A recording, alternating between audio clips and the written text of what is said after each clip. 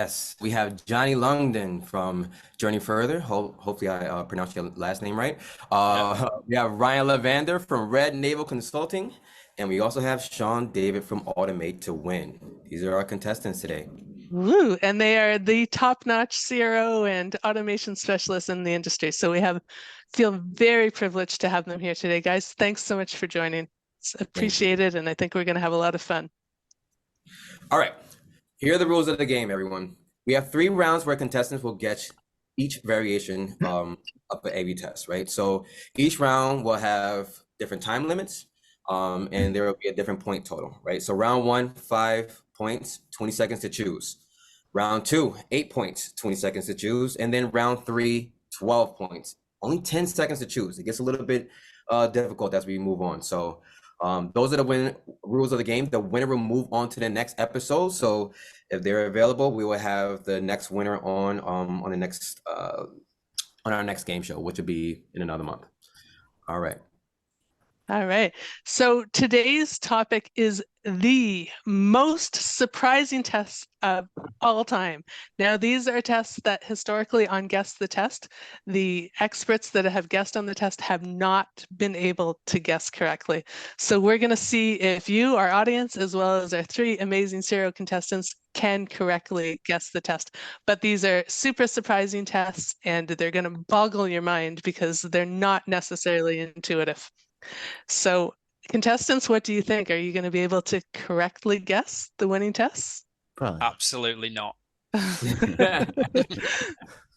I at just least said you've I'll do set best with the last expectations low. time because I'm gonna overthink the first ones, I'm sure. So yeah. And that's exactly it. Should you go with your gut or should you not go with your gut? I don't know. We're going to have to see. So our first test is which form design won? Now, hopefully you haven't seen this test before and you don't know the answer. It's a really interesting test, and the test looks at, sorry, one sec here. Should you use flat, open form fields like this, or should you use closed form fields like this? Now, I would love to hear from Alan in our audience, Alan Lucas. If you want to chime in either in the chat or put on your microphone, I would love to hear your thoughts and rationale before we get our contestants to guess, because if you don't know Alan, he's a leader in form and he works for Zuko, the form optimization and analytics company, and he is all about forms. So Alan, if you want to say something in the chat about what you think would win with this test, we'd love to hear your input. But sorry, can you hear me now? We can, yes. Yes. Hello. It'd be easier than chatting. Okay, well, my opinion, I've not actually seen this execution on the left really before, but my general thoughts are you don't mess with things that people are used to. And so if we're just looking at the box sizes, I would expect that version B would perform better. Okay, so we have one vote for version B from an expert in the field. Yeah, now I'll put myself yeah, expert opinion. Embarrassing. Okay, well, thank you for your input, Ellen. And other people, Linda, I know you run a lot of tests. If you want to type it in the chat, or Sebastian, if you want to type your answer in the chat, we want to hear what you think as well. Now, I'm going to give you a little bit more details here. In terms of the KPI, what they were looking for, I should tell you, first of all, this was from Optimizely, the premier A/B testing platform. They actually ran this test on their own site, for their own site, and the goal was to get people to sign up for the ebook. So they wanted more form completions, more people signing up for the ebook. They wanted to get more people signing up. The traffic was any experimenter, people like you and I who are interested in the ebook, and it was for Optimizely. Now, as I mentioned, only 33% of the people guessed the right test. And we want to know, contestants, are you going to buck the trend and be better than the 33% or not? Here is the test versions again. So version A, flat open fields. Version B, closed rounded fields. Now, I'm not going to tell you this, but I'm going to give you a hint. There is something with this form that sort of, changes things. It's not just about the form fields if you look very closely. So that's the hint. I'm not going to tell you what it is, but There you go. So our audience, we have version A from Sebastian. We have Linda saying version A looks like the better bet, but she's a little unsure. We have Jen Williams saying version A. So Johnny, you are going to be our very first contestant. And Anthony, if you can cue up the music if we have some. What version do you think won? So I'll just type this in, yeah, first before I talk about it. Okay. Lock it in. Yeah. All right. So I now have Johnny's answer. He has submitted it to me, so he's not able to change his answer. And Johnny, if you want to talk us through what your reasoning is. Yeah, so I've chosen A. So I actually think B looks far better. I think it's easier and more intuitive to read and to see that there's places to input. But I've basically used the rationale that it's probably not the one that feels obvious. So that's why I chose A. Okay. All right. Because So Johnny's going with A because it's counterintuitive and because we know only about 33% of people actually got this test right. Okay, Yeah. so Johnny, your vote is locked in for A. Ryan, we're going to go to you now. Which version do you choose? If you want to type it in the chat to me so that you can't change your answer. It's locked in. You should have that already. I did Okay, that. Just let me perfect. know. Yeah. Okay, I can talk about it if you have that. Okay. Okay, so I was thinking version B. I kind of agree with Johnny's mindset of it's potentially counterintuitive, but if version B is right and I pick version A, then I'd be upset with myself because it is much more logical. I think it would be more friction because as soon as you start typing in the fields in version A, the placeholder name is going to go away. Not that there's complex field names there per se, they're pretty basic fields, but you may kind of forget what you're typing in and then you have to delete and see it again and click away. So probably a lot more clicks than necessary, and it's just the fact that kind of the clarity aspect of version B just seems a lot more simple. And so I would hope that would have more conversions. At the end, Deborah, you said like there's something else, and so I was like looking at the privacy policy. I'm like, oh, the submit button's on the left on version A and the right on version B, but I'm like, I don't think that would make any difference. So I'll say version B. Okay, excellent. Well, good rationale, Ryan. And so we have an opposing vote already. So Johnny is version A, Ryan is version B. Shawn, you have to choose one of them. You have a 50-50 chance. Yeah, no, What are you going to go with? I chose A for the main reason because of what Alton said, and he said that he'd never seen this before, and I looked at who this was targeting, and this is targeting folks like you guys. So you guys are gonna be interested, be like, wait, why is this like this? So I think you're gonna look at this thing and just be like, this isn't normal, and it's just gonna cause something in your little optimizer brains that's just gonna be like, I have to, what is this? And you're gonna click on it and you're gonna be like, the submit button's on the left, it should be on the right, this is horrible. But maybe it's horrible intentionally because it's built for you and it's not built for me. If it was built for me, that right one makes a lot of sense because I just want to form. But if it's built for you, your little tinkerer brains, then this makes sense.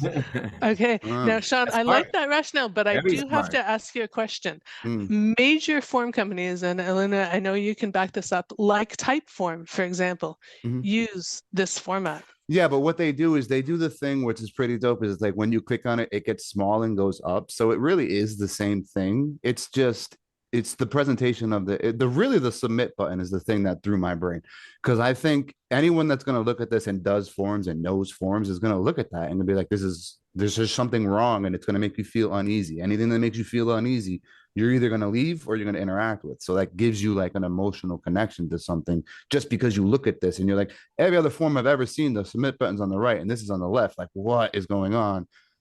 Yeah, and that also may completely tank it and make nobody fill it out because they don't even know there's a submit button. So I don't know. Again, I don't know. I'm just. All right. Okay. And I'm just scanning through a lot of the audience. Gabriela says A. Amanda says A with an exclamation mark. She's pretty certain about this. Jan Williams says A. So It's looking from the audience pretty much consistently like, hey, do any of you want to change your answer based on that or based on the rationale that our amazing expert CROs have presented? Or are you going to stick with your answer? That's not fair. Statistically, you have to change your answer if you're given the opportunity to change it. Like, come on now. Or any of you in the audience, do you want to change your answer now that you've heard the rationales from our expert CRO contestants? Dan is saying inconclusive. People change, account for it, right? All right. Yeah. So you're all going to keep your answers? You're confident with your answers? Okay. Yeah. Gabrielle is saying, we want points. We want points. Anthony, can you cue up the music? We are going to reveal the big reveal here. Let's reveal it. Dun, dun, dun. And the answer is version A. So congratulations to everyone who guessed version A. Well done.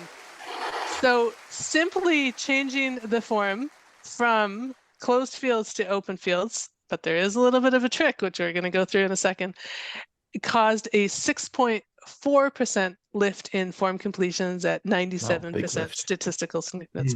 Now, this is a high-powered sample, 374,000 visitors per variant. So I would say from a trustworthy test standpoint, this is pretty trustworthy. We can test it.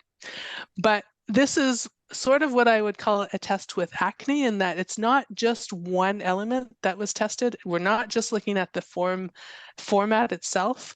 Something really important that also changed was the placement of the submit button. And personally, I think based on the eye tracking research that I've done and the way that users tend to fill forms, having the submit button here in line with the form where users tend to expect the form was a big deal and probably a big optimization improvement. Whereas here you fill out the form and you may kind of go looking for the submit button a little bit. So it's not as well optimized in this version.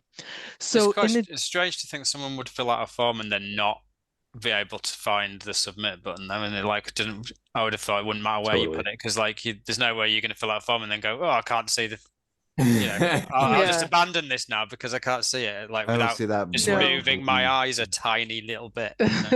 For sure.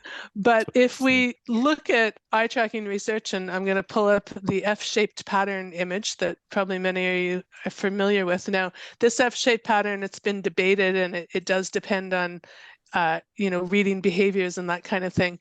But basically what it shows is that people tend to read in a F-shaped pattern from left to right. They scan down, they scan across, they go like this. And this is the way that our eyes take in information for the most part. It does depend on task, and it does depend on the way that your website is formatted.